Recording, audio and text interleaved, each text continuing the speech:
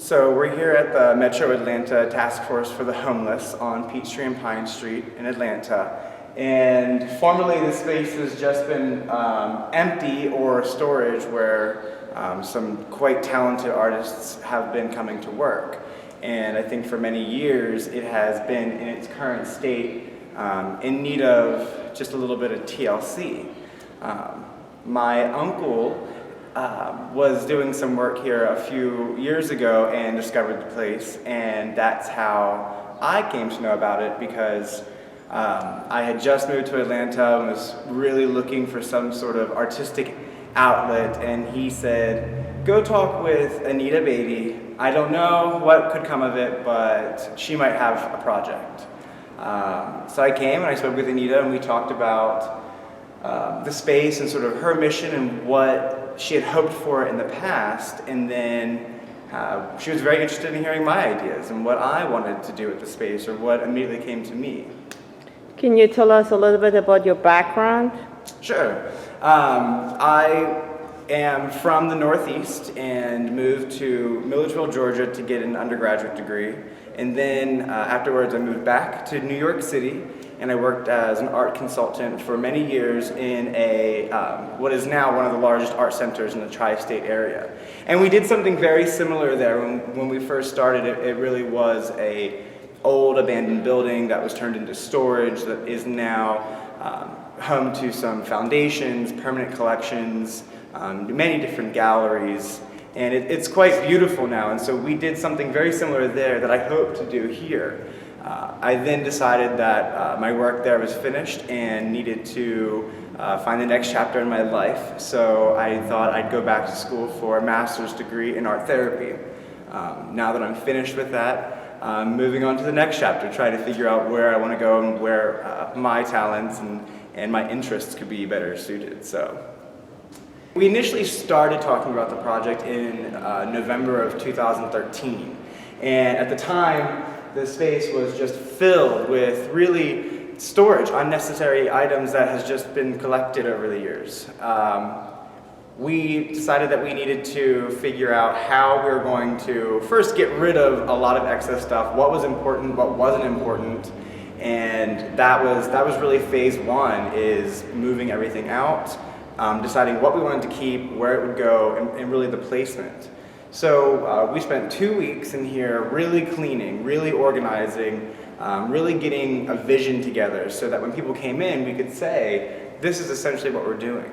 The space that we're standing in right now is the artist studio space, and it was originally artists, right around 10 artists that were all throughout this entire space.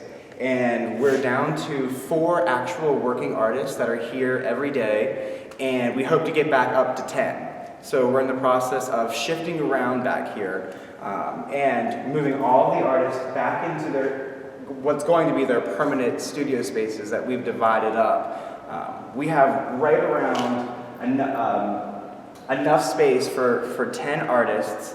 Each artist gets roughly 9 feet to 10 feet by 7 feet of space. So not necessarily a whole lot of space, but we also are creating a space for them to do bigger work. So back around the corner, we're creating a workshop space where they can do their framing, where they can do their sawing of the frames, because they build it themselves. All of the supplies they have here are donated, and in many ways scraps from the public or from art stores from around the city. And so they have to put it together themselves.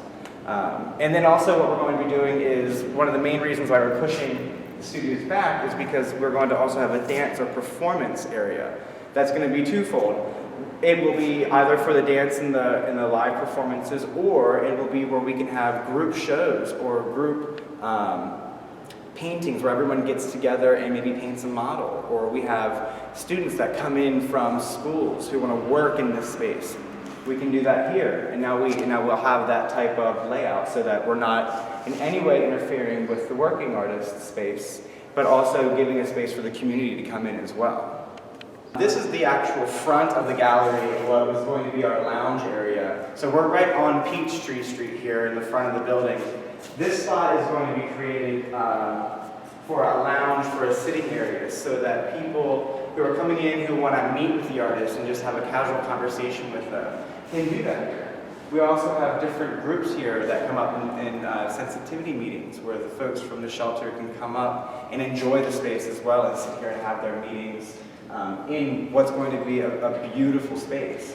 My plan for this space is, in general, to create something that is beautiful and very welcoming at the same time, so that people are interested walking by who in the past maybe have not given this area any real thought, to look in, peek in through the windows and think, whatever's going on in there, I want to be a part of it. And we welcome any visitors. We welcome anybody who wants to come and volunteer or donate their time or any supplies.